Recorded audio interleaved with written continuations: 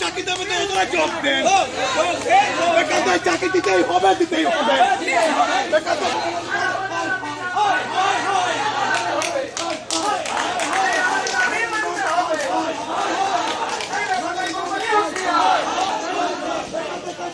যোগ দিন, ঢাকা মানুষের বাড়ি গঞ্জ যোগ দিন।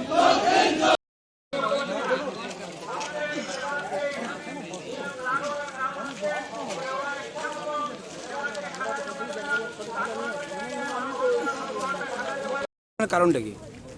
আজকে আমাদের আন্দোলনের কারণ হচ্ছে গত 16 জুন আমরা এখানে একটা ডেমনস্ট্রেশন দিয়েছিলাম এবং সেই ডেমনস্ট্রেশনে আমাদের কোম্পানির কর্তৃপক্ষ এবং কুলটি ওসি এবং হীরাপুর আইসি তিনজনেই প্রেজেন্ট ছিলেন। তাদের সম্মুখে কোম্পানি আমাদেরকে কথা দিয়েছিল যে আপনাদেরকে দিন 15-র মধ্যে ডাকা হবে, কিন্তু আজকে প্রায় 1.5 মাস হতে চলল, এখনও পর্যন্ত কোম্পানি আমাদেরকে কোনো ডাকা তো দূরের কথা, ফোনে কথাও বলেনি যে আপনাদের কি প্রবলেম, আপনারা কি জন্য এসেছিলেন সেই সম্বন্ধে কোম্পানি আজ পর্যন্ত। আপনাদের ডিমান্ডটা কি? আমাদের ডিমান্ড হচ্ছে এই এলাকায় আমাদের জমি থেকে কয়লা উঠছে, এই এলাকার লোককে আমাদের কাজে নিয়োগ করতে হবে।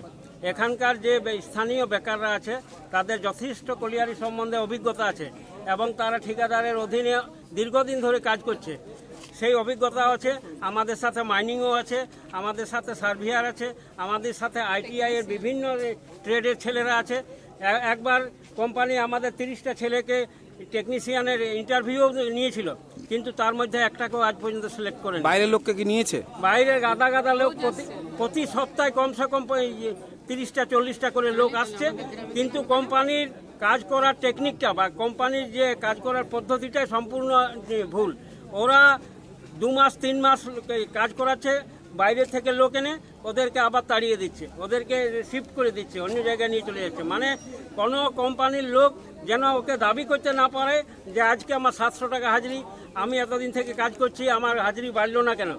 এই দাবি যাতে কোম্পানির লোকেরা কোম্পানির কাছে না করতে পারে, সেই জন্য ওরা ওই 2 মাস 3 মাস 5 মাস 6 মাসের জন্য লোক আনে আর এখান থেকে ভাগিয়ে দেয়। আমাদের লোক নিচ্ছে না ওই কারণে যে আমাদের লোক নিলে ওরা সরাতে পারবে না। আচ্ছা, আপনাদের দাবি যদি মানা না হয় সেক্ষেত্রে আপনাদের আন্দোলন কি হবে? আমাদের আন্দোলন আজ থেকে লাগাতার চললো, এখানে অবস্থান ধর্মঘট। আজ থেকে আপনার অবস্থানে বসে যাবেন? হ্যাঁ হ্যাঁ। আপনার নাম? পীযূষ কান্ত মাহাতো, আপনি কি পোস্ট? গ্রাম কমিটির প্রেসিডেন্ট।